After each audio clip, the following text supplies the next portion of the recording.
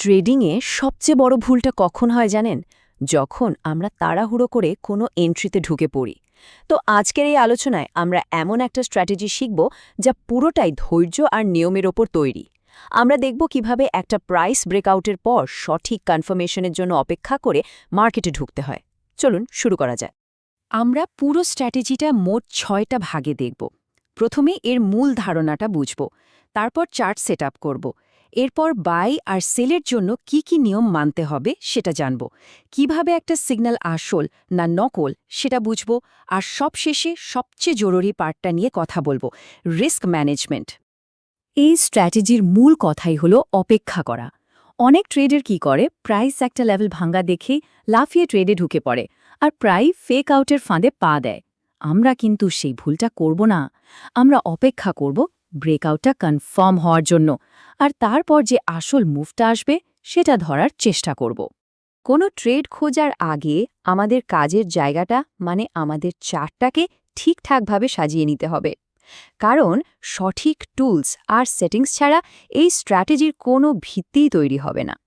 চলুন তাহলে দেখি আমাদের কি কি লাগছে। আচ্ছা, তো এই স্ট্র্যাটেজিটা ফরেক্স, ক্রিপ্টো মানে যেখানে ভালো ভলিউম আর মুভমেন্ট আছে সেখানে বেশ ভালো কাজ করে।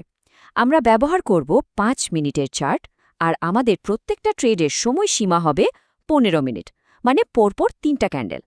আর আমাদের দরকার হবে মাত্র 3টা জিনিস: সাপোর্ট ও রেজিস্ট্যান্স লেভেল, ভলিউম ইন্ডিকেটর, আর মার্কেটের বড় ট্রেন্ডটা বোঝার জন্য EMA 200।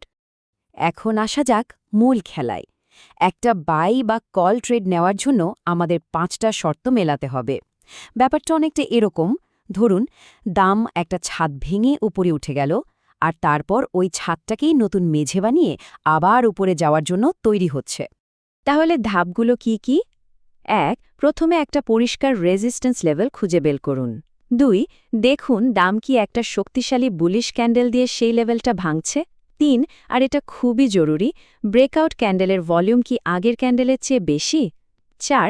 এরপরই আসে সেই ধৈর্যের পরীক্ষা, দাম আবার সেই ভাঙা লেভেলে ফিরে এসে রিটেস্ট করবে।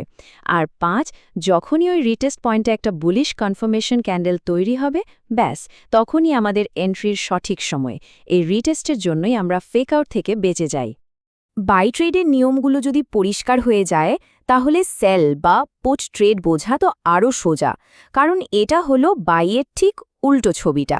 এখানে আমরা দামের একটা মেঝে ভেঙে নিচে নামার অপেক্ষা করব। এখানেও ঠিক একই 5টা ধাপ। প্রথমে একটা সাপোর্ট লেভেল খুঁজুন। দেখুন দাম কি একটা বড় বেরিশ ক্যান্ডেল আর বাড়তি ভলিউম নিয়ে সেটা ভাঙছে। এরপর অপেক্ষা করুন দামের ফিরে আসার জন্য, মানে রিটেস্টের জন্য। ওই ভাঙা লেভেলটা এখন নতুন রেজিস্ট্যান্স, আর সবশেষে সেখানে একটা বেরিশ কনফার্মেশন ক্যান্ডেল পেলেই আমাদের সেল এন্ট্রি। খেয়াল করেছেন বাই আর সেলের নিয়মগুলোর মধ্যে কি দারুণ একটা মিল। সংক্ষেপে পুরো ব্যাপারটা হলো এটাই, বাই সেটআপে যেটা আগে রেজিস্ট্যান্স বা ছাদ ছিল সেটাই এখন সাপোর্ট বা মেঝে হয়ে যায়, আর সেল সেটআপে যেটা আগে সাপোর্ট বা মেঝে ছিল সেটাই এখন নতুন রেজিস্ট্যান্স বা ছাদ। এই লেভেল ফ্লিপের কনসেপ্টটাই হলো এই স্ট্র্যাটেজির আসল জাদু। শুধু নিয়ম জানলেই তো হবে না, তাই না? আমাদের শিখতে হবে কিভাবে হাজারটা সিগন্যালের মধ্যে থেকে সবচেয়ে শক্তিশালী সিগন্যালটা বেছে নিতে হয় আর সাধারণ ফাঁদগুলো এড়ানো যায়।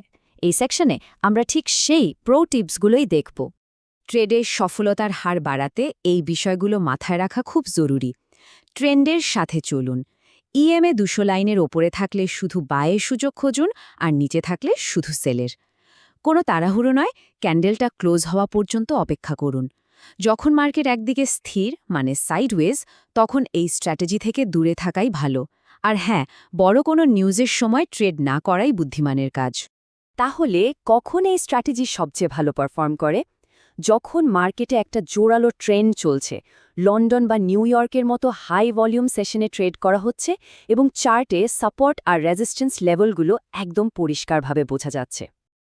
একটা ভালো ট্রেডিং স্ট্র্যাটেজি রিস্ক ম্যানেজমেন্টের কড়া নিয়ম ছাড়া একেবারেই অসম্পূর্ণ এবং বিপজ্জনক।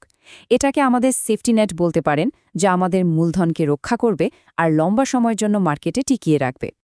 এই 5টা নিয়ম একদম মনে গেঁথে নিন। এগুলো ভাঙা চলবে না। 1. প্রতি ট্রেডে আপনার অ্যাকাউন্টের 1 থেকে 2% বেশি ঝুঁকি নেবেন না। 2.